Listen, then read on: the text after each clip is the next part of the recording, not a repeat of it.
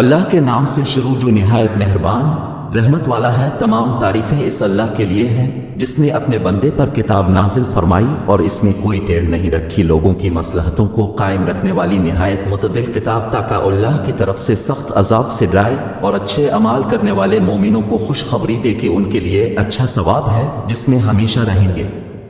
اور ان لوگوں کو ڈرائے جو کہتے ہیں کہ اللہ نے اپنا کوئی بچہ بنایا ہے، اس بارے میں نہ تو وہ کچھ علم رکھتے ہیں اور نہ ان کے باپ دادا۔ کتنا بڑا بول ہے جو ان کے منہ سے نکلتا ہے، وہ بالکل جھوٹ کہہ رہے ہیں۔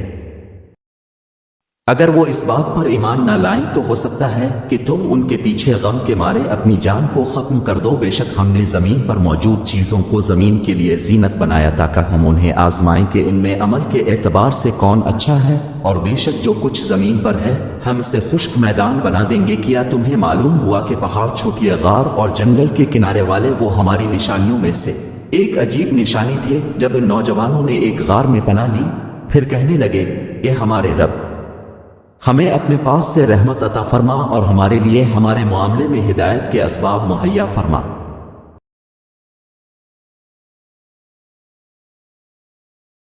تو ہم نے اس غار میں ان کے کانوں پر گنتی کے کئی سال پردہ لگا رکھا، پھر ہم نے انہیں جگایا تاکہ دیکھیں کہ دو گروہوں میں سے کون ان کے ٹھہرنے کی مدت زیادہ درست بتاتا ہے۔ ہم اب کے سامنے ان کا ٹھیک ٹھیک حال بیان کرتے ہیں۔ بے شک وہ کچھ جوان تھے جو اپنے رب پر ایمان لائے اور ہم نے ان کی ہدایت میں اضافہ کر دیا، اور ہم نے ان کے دلوں کو قوت عطا فرمائی۔ جب وہ کھڑے ہو گئے تو کہنے لگے، ہمارا رب وہ ہے جو آسمانوں اور زمین کا رب ہے، ہم اس کے سوا کسی معبود کی عبادت ہرگز نہیں کریں گے۔ اگر ہم ایسا کریں تو اس وقت ہم ضرور حد سے بڑی ہوئی بات کہنے والے ہوں گے۔ یہ ہماری قوم ہے، انہوں نے اللہ کے سوا اور معبود بنا رکھے ہیں، یہ ان پر کوئی روشن دلیل کیوں نہیں لاتے؟ تو اس سے بڑھ کر ظالم کون جو اللہ پر جھوٹ باندھے؟ اور آپس میں کہا، جب تم ان لوگوں سے اور اللہ کے سوا جن کو یہ پوچھتے ہیں ان سے جدا ہو جاؤ تو غار میں پناہ لو، تمہارا رب تمہارے لیے اپنی رحمت پھیلا دے گا اور تمہارے کام میں تمہارے لیے آسانی مہیا کر دے گا۔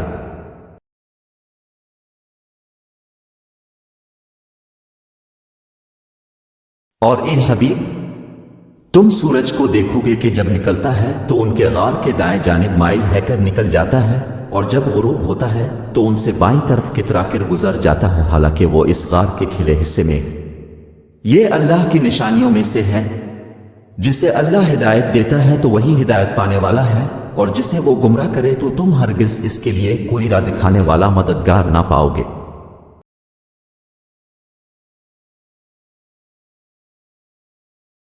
اور تم انہیں جاگتے ہوئے خیال کرو گے حالانکہ وہ سو رہے ہیں، اور ہم ان کی دائیں اور بائیں کروٹ بدلتے رہتے ہیں، اور ان کا کتا غار کی چوکھٹ پر اپنی کلائیاں پھیلائے ہوئے۔ اے سننے والے،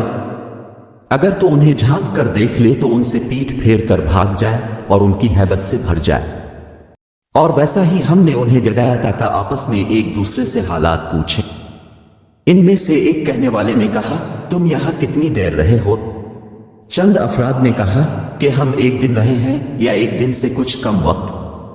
دوسروں نے کہا، تمہارا رب خوب جانتا ہے، جتنا تم ٹھہرے ہو تو اپنے میں سے ایک کو یہ چاندی دے کر شہر کی طرف بھیجو تاکہ وہ دیکھے کہ وہاں کون سا کھانا زیادہ عمدہ ہے، پھر تمہارے پاس اسی میں سے کوئی کھانا لے آئے، اور اسے چاہیے کہ نرمی سے کام لے اور ہرگز کسی کو تمہاری اطلاع نہ دے۔ بے شک اگر انہوں نے تمہیں جان لیا تو تمہیں پتھر ماریں گے یا تمہیں اپنے دین میں پھیر لیں گے، اور اگر ایسا ہوا تو پھر تم کبھی بھی فلاح نہ پاؤ گے۔ اور اسی طرح ہم نے ان پر مطلع کر دیا تاکہ لوگ جان لیں کہ اللہ کا وعدہ سچا ہے، اور یہ کہ قیامت میں کچھ شبہ نہیں۔ جب وہ لوگ ان کے معاملے میں باہم جھگڑنے لگے تو کہنے لگے، ان کے غار پر کوئی عمارت بنا دو، ان کا رب انہیں خوب جانتا ہے۔ جو لوگ اپنے اس کام میں غالب رہے تھے انہوں نے کہا، ہم ضرور ان کے قریب ایک مسجد بنائیں گے۔ اب لوگ کہیں گے کہ وہ 3 ہیں، جبکہ چوتھا ان کا کتا ہے، اور کچھ کہیں گے وہ 5 ہے اور چھٹا ان کا کتا ہے، یہ سب بغیر دیکھے اندازے ہیں، اور کچھ کہیں گے وہ 7 ہیں اور 8واں ان کا کتا ہے۔ تم فرماؤ، میرا رب ان کی تعداد خوب جانتا ہے، انہیں بہت تھوڑے لوگ جانتے ہیں۔ تو ان کے بارے میں بحث نہ کرو مگر اتنی ہی جتنی ظاہر ہو چکی ہے، اور ان کے بارے میں ان میں سے کسی سے کچھ نہ پوچھو۔ اور ہر گز کسی چیز کے متعلق نہ کہنا کہ میں کل یہ کرنے والوں ہوں مگر یہ کہ اللہ چاہے، اور جب تم بھول جاؤ تو اپنے رب کو یاد کر لو اور یوں کہو کہ قریب ہے کہ میرا رب مجھے اس واقعے سے زیادہ قریب ہدایت کا کوئی راستہ دکھائے، اور وہ اپنے غار میں 300 سال ٹھہرے اور 9 سال زیادہ تم فرماؤ وہ اللہ خوب جانتا ہے وہ جتنا ٹھہرے۔ آسمانوں اور زمین کے سب غیب اسی کے لیے ہیں، وہ کتنا دیکھنے والا اور سننے والا ہے۔ ان کے لیے اس کے سوا کوئی مددگار نہیں اور وہ اپنے حکم میں کسی کو شریک نہیں کرتا۔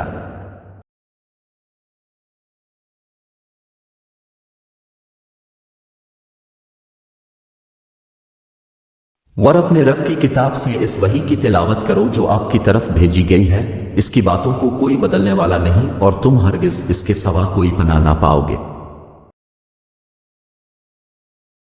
اور اپنی جان کو ان لوگوں کے ساتھ مانوس رکھ جو صبح و شام اپنے رب کو پکارتے ہیں، اس کی رضا چاہتے ہیں، اور تیری آنکھیں دنیاوی زندگی کی زینت چاہتے ہوئے انہیں چھوڑ کر اوروں پر نہ پڑی، اور اس کی بات نہ مان جس کا دل ہم نے اپنی یاد سے غافل کر دیا اور وہ اپنی خواہش کے پیچھے چلا اور اس کا کام حد سے گزر گیا۔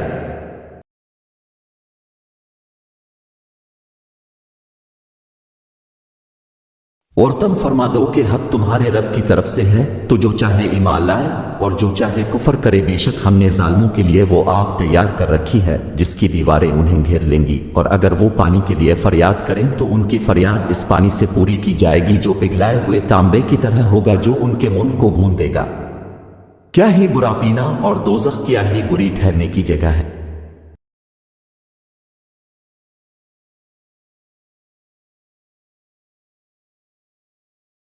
بے شک جو لوگ ایمان لائے اور نیک عمال کیے ہم ان کا اجر ضائع نہیں کرتے، جو اچھے عمل کرنے والے ہوں ان کے لیے ہمیشگی کے باغات ہیں، ان کے نیچے نہریں بہتی ہیں، انہیں ان باغوں میں سونے کے کنگن پہنائے جائیں گے اور وہ سبز رنگ کے باریک اور موٹے ریشم کے کپڑے پہنیں گے، وہاں تختوں پر تکیے لگائے ہوئے ہوں گے۔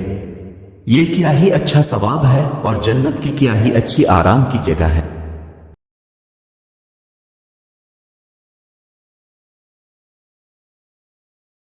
اور ان کے سامنے دو آدمیوں کا حال بیان کرو کہ ان میں سے ایک آدمی کے لیے ہم نے انگوروں کے 2 باغ بنائے اور ان دونوں باغوں کو کھجوروں سے ڈھانپ دیا اور ان کے درمیان میں کھیتی بھی بنا دی، دونوں باغوں نے اپنے اپنے پھل دیے اور اس میں کچھ کمی نہ کی، اور دونوں کے بیچ میں ہم نے ایک نہر جاری کر دی، اور اس آدمی کے پاس پھل تھے تو اس نے اپنے ساتھی سے کہا، اور وہ اس سے فخر و غرور کی باتیں کرتا رہتا تھا، اس سے کہا میں تجھ سے زیادہ مالدار ہوں اور افراد کے اعتبار سے زیادہ طاقتور ہوں۔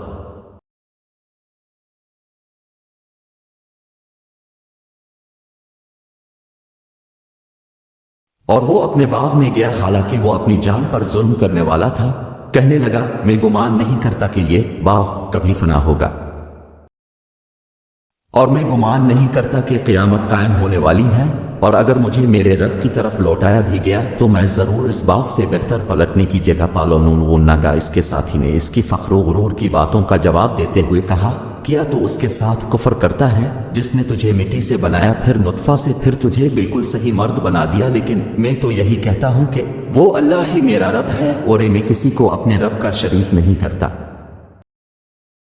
اور ایسا کیوں نہ ہوا کہ جب تو اپنے باغ میں گیا تو کہتا یہ سب وہ ہے جو اللہ نے چاہا، ساری قوت اللہ کی مدد سے ہی ہے۔ اگر تو مجھے اپنے مقابلے میں مال اور اولاد میں کم دیکھ رہا ہے تو قریب ہے کہ میرا رب مجھے تیرے باغ سے بہتر عطا فرما دے اور تیرے باغ پر آسمان سے بجلیاں گرو دے تو وہ چٹیل میدان ہے کر رہ جائے، یا اس باغ کا پانی زمین میں دھنس جائے، پھر تو اسے ہرگز تلاش نہ کر سکے۔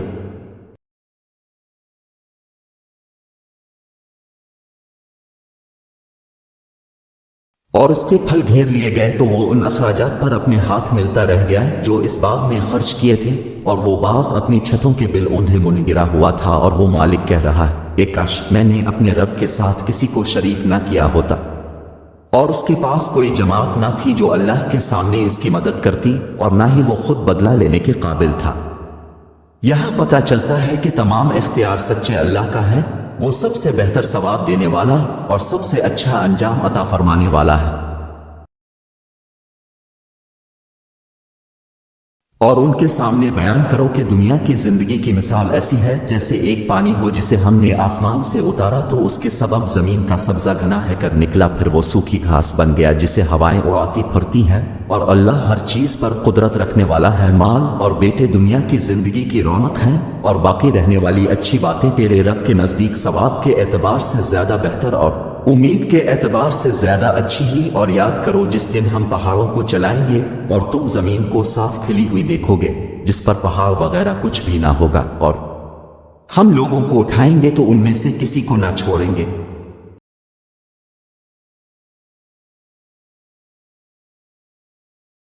اور سب تمہارے رب کی بارگاہ میں صفے باندھے پیش کیے جائیں گے۔ بے شک تم ہمارے پاس ویسے ہی آئے جیسے ہم نے تمہیں پہلی بار پیدا کیا تھا، بلکہ تمہارا گمان تھا کہ ہم ہرگز تمہارے لیے کوئی وعدے کا وقت نہ رکھیں گے، اور نامہ اعمال رکھا جائے گا تو تم مجرموں کو دیکھو گے کہ اس میں جو ہے لکھا ہوا ہوگا، اس سے ڈر رہے ہوں گے اور کہیں گے ہائے ہماری خرابی۔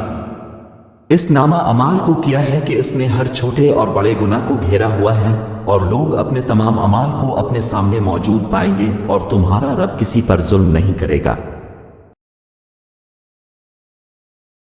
اور یاد کرو جب ہم نے فرشتوں سے فرمایا آدم کو سجدہ کرو تو سب نے سجدہ کیا سوائے ابلیس کے، وہ جنوں میں سے تھا تو وہ اپنے رب کے حکم سے نکل گیا۔ تو اے لوگو، کیا تم اسے اور اس کی اولاد کو میرے سوا دوست بناتے ہو حالانکہ وہ تمہارے دشمن ہیں؟ ظالموں کے لیے کیا ہی برا بدلہ ہے، نہ میں نے انہیں آسمانوں اور زمین کو بناتے وقت حاضر رکھا تھا، اور نہ خود ان کے بناتے وقت، اور نہ میں گمراہ کرنے والوں کو مددگار بنانے والا ہوں۔ اور یاد کرو جس دن اللہ فرمائے گا میرے ان شریکوں کو پکارو جنہیں تم میرا شریک گمان کرتے تھے، تو وہ انہیں پکاریں گے تو وہ شریک انہیں جواب نہ دیں گے، اور ہم ان کے درمیان ایک ہلاکت کا میدان بنا دیں گے، اور مجرم دوزخ کو دیکھیں گے تو یقین کر لیں گے کہ وہ اس میں گرنے والے ہیں اور اس سے پھرنے کی کوئی جگہ نہ پائیں گے۔ اور بے شک ہم نے لوگوں کے لیے اس قرآن میں ہر قسم کی مثال طرح طرح سے بیان فرمائی، اور انسان ہر چیز سے بڑھ کر جھگڑا لو ہے۔ اور جب لوگوں کے پاس ہدایت آ گئی تو انہیں ایمان لانے اور اپنے رب سے مغفرت مانگنے سے کس چیز نے روکا سوائے اس کے کہ ان پر بھی پہلے لوگوں کا طریقہ آ جائے اور ان پر بہت سی قسموں کا عذاب آ جائے۔